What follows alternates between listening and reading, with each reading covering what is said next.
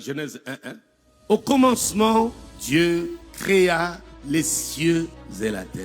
On doit se poser une question. Qu'est-ce qui a poussé Dieu de créer? Parce que la terre était informe et vide.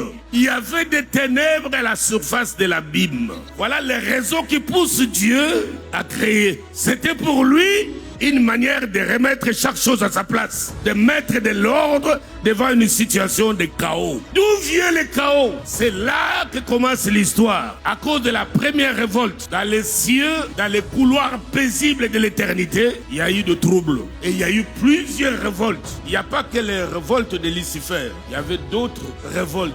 Le plus célèbre, c'est la guerre qu'il y a eu dans le ciel, où il fallait l'intervention de Michael. L'autre que nous connaissons, c'est des veilleurs qui ont quitté leur corps pour venir prendre des femmes. Ces différentes révoltes ont créé plusieurs systèmes d'existence. Il y a le monde avant la création. Il y a aussi le monde avant le déluge. Il y a le monde avant la création, c'est-à-dire quand le diable fut précipité, il n'est pas descendu dans une parachute. Cet astre brillant qui éclaire, qui illumine, très puissant. Mais quand on le précipite, c'est pas comme quelqu'un qui vient dans un escalier ou dans une sorte d'ascenseur, il descend sur le rez-de-chaussée, il sort, il part. Il y a eu un mouvement, une guerre. C'est pas une lutte. Quand on parle de guerre, voyez ce qui se passe en Iran. Toutes sortes d'armes apparaissent chaque jour pour s'adapter aux réalités du terrain. C'était des armes plus que des missiles, plus que des avions de chasse. Il y a eu guerre dans le ciel. Terrible. Et les êtres qui combattent n'ont pas la chair comme toi et moi. Ils n'ont pas faim. Ils se fatiguent pas. Ils connaissent pas le temps. Et combien de temps la guerre a-t-elle duré? Pour que finalement, celui qui incarne la force, la puissance, la justice de Dieu, Michael, intervienne. Et la Bible dit, il ne fit trouver de place pour eux. Il fit le jeter. C'est-à-dire toute une armée céleste, avec leurs armes, avec leur splendeur et puissance, précipitée. Et ce qui a créé le chaos. Et la terre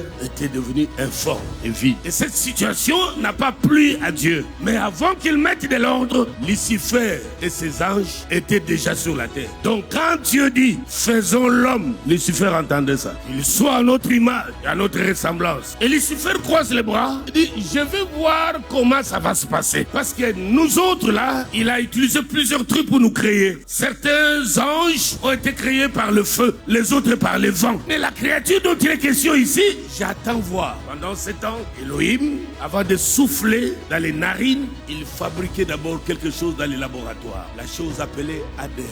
Par laquelle tout être humain sur terre aura en lui, portera en lui quelque chose de céleste et divin. Ecclésiaste dit, il a mis dans le cœur de l'homme la pensée de l'éternité. Qu'il soit païen ou chrétien, il y a une notion d'éternité. C'est cette partie-là, quand il a fini de la faire, c'est pourquoi il dira, il sera comme nous, il nous ressemble. Et vous allez comprendre pourquoi après la chute, Dieu dit, voici l'homme est devenu comme nous. Genèse 6:3, on y va. Juste la première phrase. Les géants étaient sur la terre en ces temps. C'est-à-dire que depuis la Genèse jusqu'au verset 6, les géants étaient déjà là. Ils n'ont pas surgi au chapitre 6. Non, ils étaient déjà là. Ils sont venus sur terre. Ils ont multiplié leur espèce, leur race. L'objectif, c'est de détruire l'ADN de Dieu et remplacer par leur propre ADN. La bataille était la bataille de l'ADN. Ils se transmettent le pouvoir de génération à génération pour se